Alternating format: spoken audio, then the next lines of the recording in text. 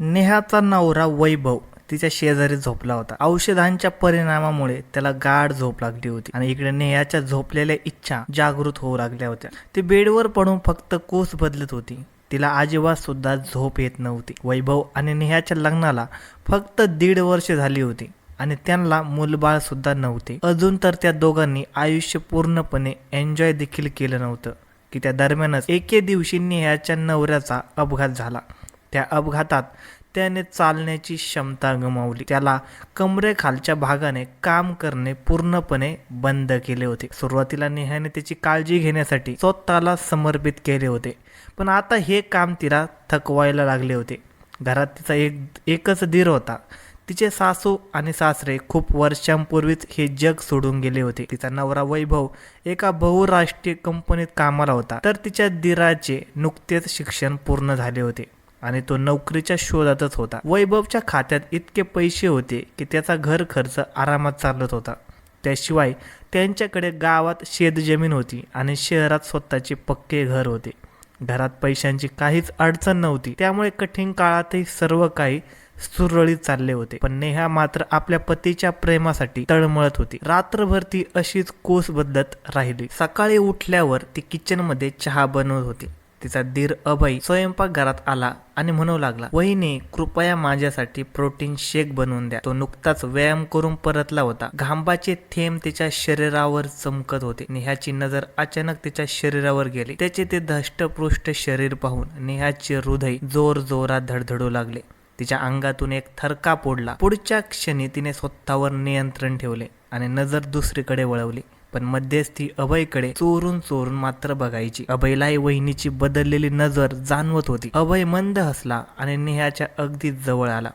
Gas बंद करत तो म्हणाला, वहिनी चहा जास्त उकळला तर कडू होईल, चहा मध्यम तापमानात उकळला तर चवीला स्वादिष्ट होतो. तिच्या दुहेरी अर्थाच्या शब्दांनी नेहाच्या हृदयाचे तार गुंगवून तो स्वयंपाक घरातून निघून गेला. तिच्या बोलण्याने नेहावर एक वेगळीच नशा चढली होती. आज अभयने तिच्या धकधकत्या मनाला गार वाऱ्याची झुळूक दिली होती आणि तिच्या इच्छा जागृत केल्या होत्या. का माहीत नाही, पण आज नेहाच्या मनात एक वेगळाच उत्साह भरला होता. तिने पटकन अभयसाठी प्रोटीन शेक बनवला आणि तो त्याच्या खोलीत घेऊन गेली. प्रोटीन शेक देताना तिने मुद्दाम अभयच्या बोटांना स्पर्श केला. तेव्हा अभयचे काळेभोर डोळे शरारतीने चमकले आणि तिच्या ओठांवर मादक हास्य उमटले. परंतु नेहाला हे माहीत नव्हते की क्षणिक सुखासाठी तिने सुरू केलेला खेळाचा परिणाम किती भयानक असू शकतो. इकडे अभयची हिंमत आणखीनच वाढत होती. नेहाने आजपर्यंत दिवसभर नवऱ्यासाठी यंत्राप्रमाणे काम केले होते, पण आज अभयचे जादुई हास्य आणि त्याच्या स्पर्शाने तिची दिशाच बदलली होती.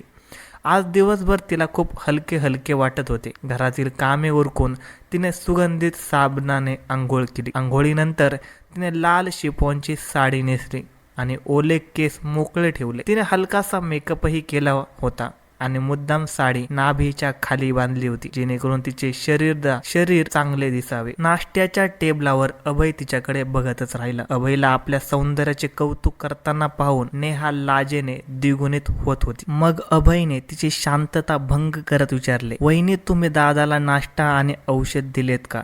हे ऐकून नेहा अचानक त्या सुंदर स्वप्नातून बाहेर आली आणि कोरड्या आवाजात म्हणाली, हो, आत्ता मला आणखी उरलेच काय आहे करायला. मी तुझ्या भावासाठीच तर सगळं करते, पण माझ्या आयुष्यात आनंदाचे 2 क्षणही नाहीत. एवढे बोलून तिचे मादक डोळे भरून आले. अभयचे हृदय धडधडले. त्याने हिंमत ऐकवटून नेहाच्या तळहाताला आपल्या मजबूत तळहातावर घट्ट पकडले आणि म्हणाला, का वहिनी, दादाची प्रकृती बरी नाही म्हणून काय झाले? तुम्हाला काहीही लागले तर तुम्ही मला सांगू शकता.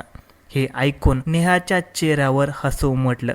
तिने हळूच त्याच्या तळहातातून हात सोडला आणि नाश्ता करायला सुरुवात केली. खरे तर अभयने आयुष्यभर आपला हात असा धरून ठेवावा असे तिला वाटत होते. ती हळूहळू कोणाच्या चुकीच्या वाटेने वाटचाल करत आहे हे तिला स्वतःला देखील कळत नव्हते. आता घरची कामे करताना नेहा उद्दाम आपल्या दिराजवळ जाण्याचा प्रयत्न करायची. अभय आता कॉलेजच्या मित्रांसोबत वेळ घालण्याशिवाय बहुतेक वेळ घरीच असायचा. तोही तिच्या जवळ येण्याची तळमळ करू लागला होता. नेहालाही अभयचा तो स्पर्श जाणवला होता आणि तो मिळवण्याची तिची तळमळ वाढतच चालली होती. आता ती फक्त योग्य संधीची वाट पाहत होती. मग एका रात्री नवऱ्याला औषध देऊन झोपवल्यानंतर ती आपल्या दिराच्या खोलीत पोहोचली. अभय त्यावेळी एक मासिक वाचत होता. खोलीत आपल्या वहिनीला पाहून तो उभा राहिला. तेव्हा नेहा तिच्या जवळ आली आणि त्याचा हात धरून म्हणाली, हे बघ अभय, तू काही लहान मुलगा नाही, तुला आधीच सगळं माहीत आहे. तू मला खूप आवडतोस, तू माझा स्वीकार कर, नाहीतर मी पूर्णपणे तुटून पडेन. पुढच्या क्षणी अभयने तिला आपल्या मिठीत घेतले आणि सांगितले, मलाही तुला स्वीकारायचे आहे. मला तुझे जीवन आनंदाच्या रंगाने भरायचे आहे. पण जोपर्यंत माझा भाऊ या जगात आहे तोपर्यंत मी मर्यादेची रेषा ओलांडू शकत नाही. माझ्या स्वतःचंही काहीतरी मजबुरी आहे. आपण चांगले मित्र बनून राहू शकतो. हे सर्व ऐकून नेहाने रागाने त्याला आपल्यापासून दूर ढकलले आणि म्हणाली, काय मूर्खपणा आहे हा, तू कोणत्या तत्वाविषयी बोलत आहे? आणि आजपर्यंत जे काही आपल्याला चालले होते तेव्हा तुझी तत्वे कुठे गेली होती? यावर अभय काही न बोलता मान खाली घालून उभा होता. नेहा काही वेळ तिच्याशी उद्धटपणे बोलून रागाने तिच्या खोलीत आली आणि बेडवर पडली. तिचा श्वास जड झाला होता, जणू अभयने तिला नाकारलेच होते. रागाच्या भरात तिने अभयला अनेक गोष्टी सांगितल्या होत्या, पण आता एकांतात ती ढसाढसा रडली. बराच वेळ रडल्यावर तिचे मन शांत झाले. तेव्हा ती विचार करू लागली, अभय किती चांगला आहे. अशा संधीचा फायदा कोणीही घेऊ शकलं असतं, पण अभयने माझा गैरफायदा घेतला नाही. उलट तो मला मित्राप्रमाणेच वागवण्याबद्दल बोलला.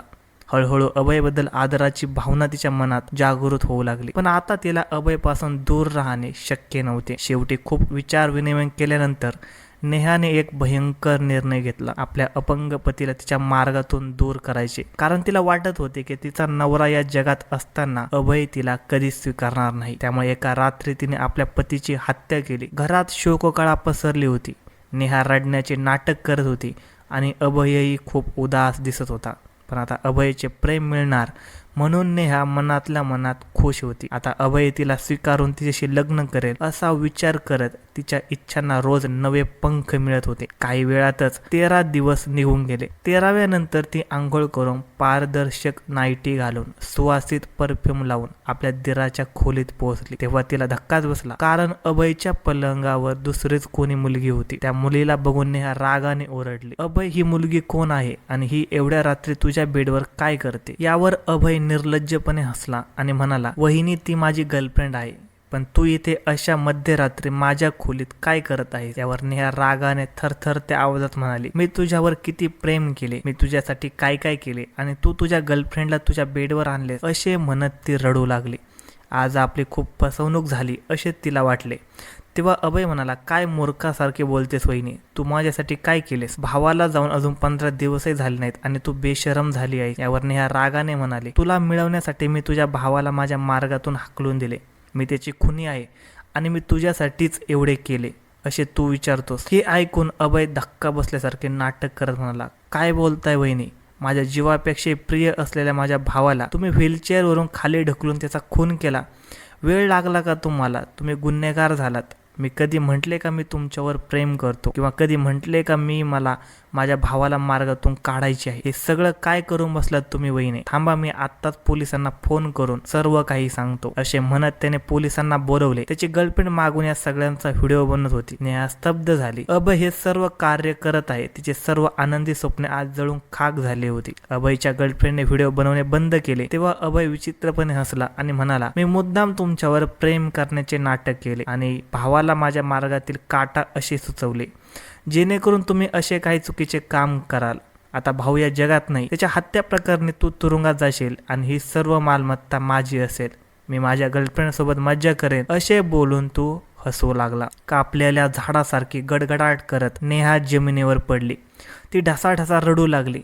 तिला समजले होते की तिने तिच्या पतीसोबत केलेल्या विश्वासघाताचे फळ तिला मिळाले आहे. जर ती तिच्या दिराकडे आकर्षित झाली नसती, जर तिने आपले आयुष्य एका समर्पित पत्नीसारखे जगले असते, तर कदाचित तिला हा दिवस पाहावा लागला नसता. तिचा नवरा अजूनही तिच्यासोबत असला असता. पण एकदा पावले चुकीच्या मार्गावर गेल्यावर त्याचे परिणाम भोगावेच लागतात. काही वेळातच पोलीस घरात आले आणि त्यांनी नेहाला अटक केली. अभयनेही पुरावा म्हणून तो व्हिडिओ पोलिसांकडे सोपवला होता. नेहाला मर्यादा ओलांडल्याबद्दल शिक्षा झाली होती आणि इकडे अभय आपल्या गर्लफ्रेंडसोबत भावाच्या मालमत्तेवर मजा करत होता. पण एका रात्री पार्टीवरून परत असताना दारूच्या नशेत त्याचा अपघात झाला. त्या अपघातात अभय आणि त्याची प्रेयसी दोघेही हे जग सोडून गेले आणि त्यामुळे त्यांचा लोभही तिथे संपला.